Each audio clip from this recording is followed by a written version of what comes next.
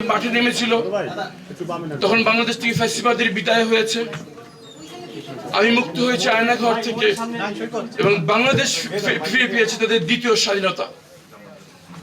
আমি আজকে আপনাদের মাধ্যমে সকল দেশবাসীকে আহ্বান জানাচ্ছি, সময় এসছে আরো একবার সকল ভেদাভেদ ভুলে কাঁধে কাঁধ মিলিয়ে হাতে হাত মিলিয়ে নতুন বাংলাদেশ গড়ার জন্য মাঠে নেমে পড়া।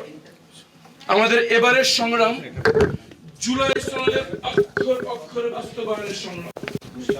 আমাদের এবারের সংগ্রাম দুর্নীতিকে নির্মূল করার সংগ্রাম।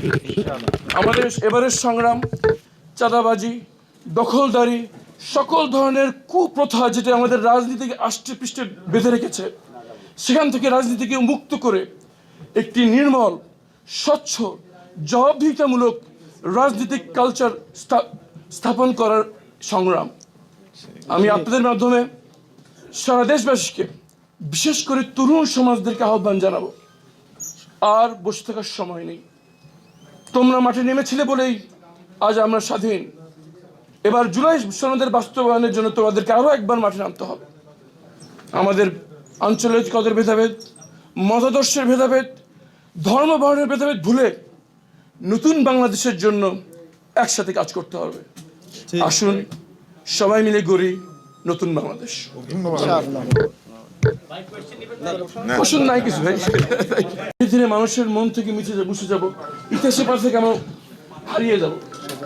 আমাদের রাজনীতিতে প্রত্যাবর্তন এবং প্রধান দুই দলের পক্ষ থেকে গুমের পরিবারদেরকে মনোনয়ন দেওয়া ফ্যাসিবাদের বিরুদ্ধে আমাদের প্রথম বিজয়, ফ্যাসিবাদের বুকে পদচিহ্ন এঁকে দেওয়া। সুতরাং প্রথম বিজয় আমাদের হয়ে গেছে।